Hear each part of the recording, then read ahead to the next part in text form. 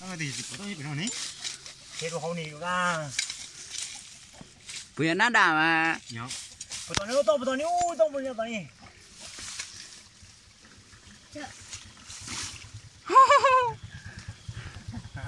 Có bộ ba tao nè. Nhớ tao đi. Hậu này. Con nào nó đau nó. Bộ ba nè. Bỏ con đứng xuống là thế. Anh thấy đắp bạc tại. Ô nè lo tụi nó có. Tụi nó này chỉ lo này tụi nó mấy ta. Tụi có từ lo có đấy. Mà ta bên đây ta mấy một tù à. Ta thấy chỉ tay lúc chế là số. Nhà hai này con tư á. Ô lọ giờ con.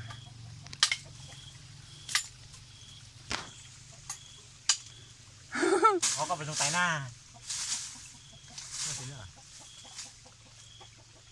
Nó tao cái lọ nổi luôn. Có sau đó số này lọ được sao ta? Lời vua mà thì tụi lo con này. Còn là vua thêm gì thế chứ mà. Mình có biết chụp thêm đi. Không có gì té không á.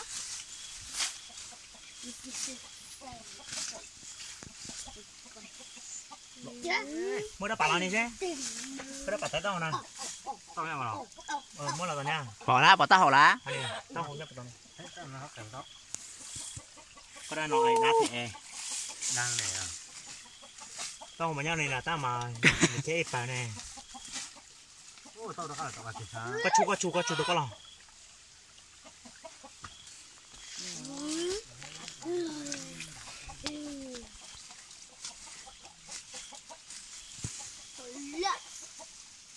Thế tao nhân mình ạ.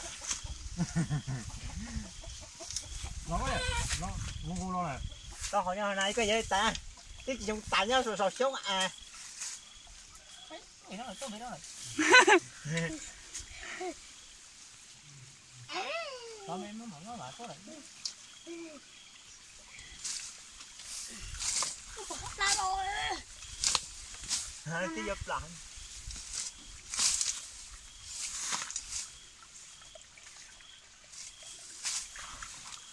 Tao giờ chơi tao nhé.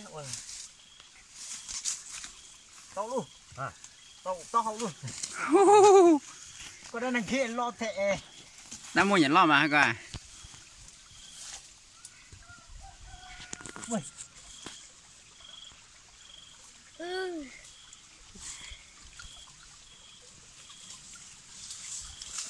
Chú đấy, chú đùa ha. Lo thiệt. Ô nè lo thiệt này tụi nó có. Ô.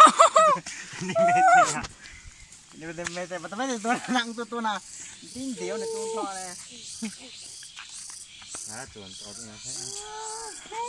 Ôi tao tao đi cắn.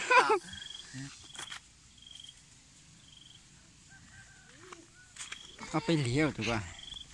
Anh chị mua bom là. Có hả? Đây là bom là.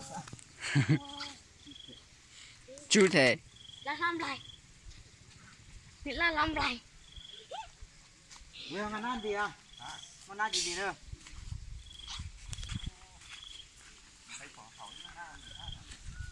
Con cái luôn nó có gì mà cái đó nữa.